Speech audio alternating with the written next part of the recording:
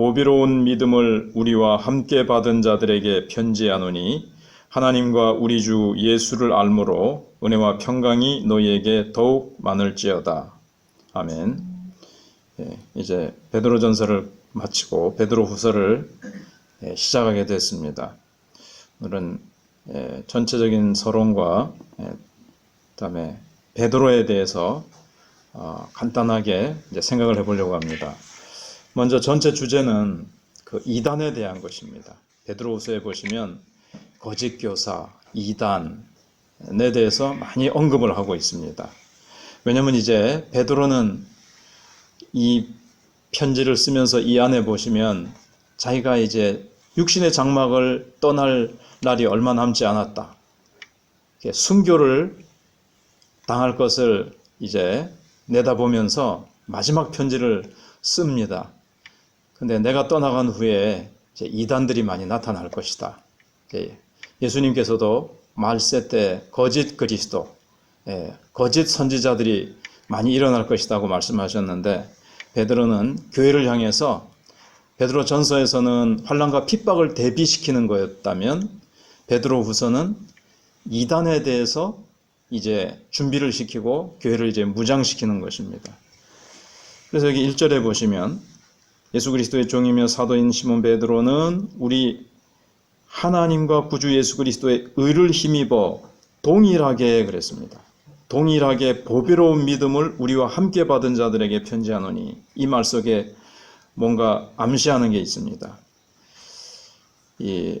보통 이단들은 자기네들 편에 꼭 들어와야 된다든가 어떤 행위를 강조합니다. 그런데 복음은 오직 예수 그리스도를 의를 힘입어서 우리가 의롭게 되는 것이고 거룩하게 되는 것이고 하나님의 자녀가 되는 것이고 구원받는 것이고 영광의 자리에 이르는 것입니다. 앞에서 전서에서 얘기한 것처럼. 근데 그 복음, 예수 그리스도의 의를 힘입는 복음, 그래서 동일하게 보배로운 믿음, 베드로가 전해준, 사도들이 전해준 요 믿음으로 의롭게 되는 요 복음을 그대로 잘 간직하고 있느냐 하는 겁니다. 잘 간직하고 있는 너희들에게 편지한다. 요걸 이제 잘 지키고 잘 흔들리지 말아야 된다는 거죠. 그러니까는 베드로가 전해준 복음은 진품입니다. 근데 진품에는 뭐가 많은가 하면 또 유사품이 또 많습니다. 이단이라든가 이 복음을 살짝 왜곡시킨 유사 복음이 많죠. 가짜 복음이 많다는 겁니다. 그래서 말세 때 신천지, 하나님의 교회부터 해가지고 많죠. 그런 것처럼 그런 거에 이제 전체적으로 주의를 시키는 것이 이제 베드로 후서입니다. 그래서 우리는 내가 받은 복음이 진품이냐, 또 우리가 거짓 사도들이 전하는, 거짓 교사들이 전하는 복음에 있어서 그걸 이제 잘못된 것인지 딱 대조해 볼 수 있는 위조 지폐처럼 그것을 딱 보면 뭔가 이렇게 식별해내는 방법처럼 베드로는 식별해내는 방법을 이제 4가지를 이제 나중에 이제 제시를 합니다. 첫 번째는 이 복음의 기원, 이 복음이 어디서 왔느냐? 사도들이 전해준 것이냐? 정말 예수님이 전해주신 것을 바로 받은 사도들. 그래서 여기 사도인, 예수 그리스도의 종이며 사도인 시몬 베드로. 사도라는 것은 예수님의 가르침을 직접 받고 십자가의 죽으심과 부활을 직접 목격한 자입니다. 증인이죠. 사도들이 전해준 복음 위에 굳게 서야 됩니다. 사도들이 전해준 복음이 아니고 거기서 왜곡됐으면 그건 잘못된 겁니다. 우리가 진리 위에 설 때 우리가 굳세게 설 수 있는 것이지, 잘못된 진리가 아닌 터 위에 서면 그 터는 흔들리게 되어 있고 그 터는 무너지게 되어 있습니다. 그래서 내가 받은 이 복음이 어디로부터 왔느냐, 이게 정말 예수님이 전해준 복음, 사도적인 분. 그래서 선지자와 사도들의 터 위에 서 있다라는 말을 바울도 에베소서에서 하고 있지요. 그것이 바로 선지자와 사도들이라는 것은 바로 이 성경을 말합니다. 이 성경은 선지자와 사도들이 딱 전해준 말씀. 그 다음에 이것이 원래 것과 똑같은가? 사도들이 전해준 복음과 똑같은가? 그래서 개혁된 교회는 계속 개혁되어야 된다는 말은 개혁하지 않으면, 그러니까 늘 이 복음이 성경하고 맞추어 보면서, 성경하고 비교해 보면서 내 믿음이 다른 곳으로 흘러가지 않는가?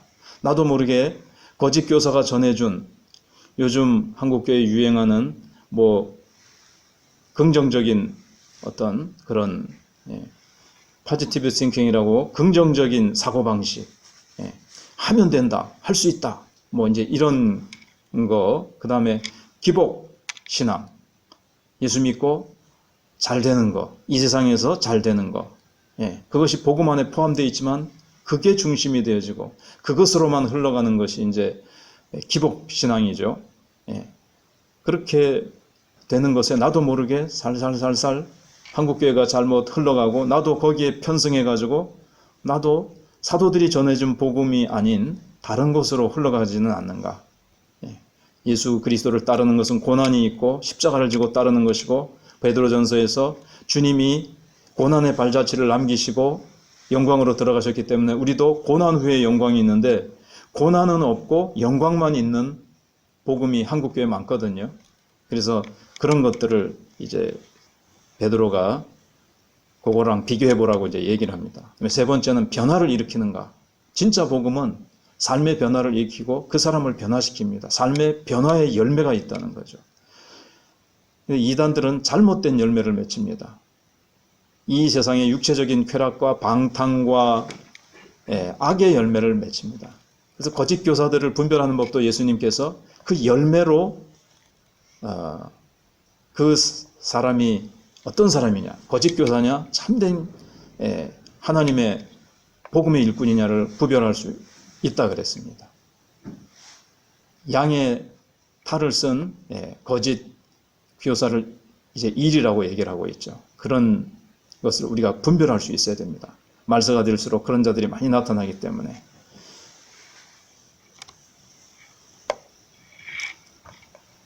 그 다음에는 이제 교리인데, 근데 그게 이제 성경적이냐 하는 것입니다. 성경과 비교해 봐서 이것이 성경과 잘못된 것이 없느냐 하는 것을 이제 우리가 봐야 됩니다. 그 다음에 이제 오늘 한 가지만 더 얘기해 보면, 이제 베드로입니다. 베드로는 참 어부였는데 주님이 부르셨죠. 참 다듬어지지 않고 참 거친 사람이었고 이해력이 부족한 사람이었습니다. 근데 주님이 부르셔서 위대한 사도로 쓰셨고, 왜 부족한 사람, 이해력이 참 부족하고 예수님이 말씀한 것에 대해서 엉뚱한 대답도 하고 엉뚱한 행동도 하고 그랬습니다. 그러니까 좀 아주 머리가 그렇게 좋은 사람은 아니고 좀 둔했다는 거죠. 그런데 왜 그를 수제자로 하나님 부르셨고 위대하게 쓰셨습니까? 오고 오는 세대에 바울은 참 죄인 중에 괴수, 기독교를 핍박하던 원수를 하나님이 부르신 것을 보면서 누구든지 아무리 큰 죄인이라도 주님의 은혜로 구원받는다는 것을 오고 오는 세대에 샘플로 보여주셨다면, 베드로는 우둔하고 거칠고 다듬어지지 않은 사람, 성격 급한 베드로도 하나님이 얼마든지 부르셔서 다듬으셔서 큰 인물로, 주를 위해서 아주 귀하게 사용하는 인물로 누구든지 인간의 부족한 것은 문제가 되지 않는다는 거죠. 그거는 나는 부족해서 안 돼가 아니고, 주님은 누구든지 이해력이 부족하든 다듬어지지 않고 거친 사람이라 할지라도 주님은 새로운 존재로 부르시죠. 그래서 시몬을 베드로라고 새로운 이름을 주시죠. 그가 예수 그리스도를 하나님의 아들로 그가 고백했기 때문에 그렇습니다. 그래서 베드로는 나중에 변화되어서, 또 베드로는 아주 의지가 굳고 용기가 아주 뛰어난 사람이었습니다. 용기가 있는 사람이었습니다. 이게 맞다 싶으면 물불을 가리지 않고 나아가죠.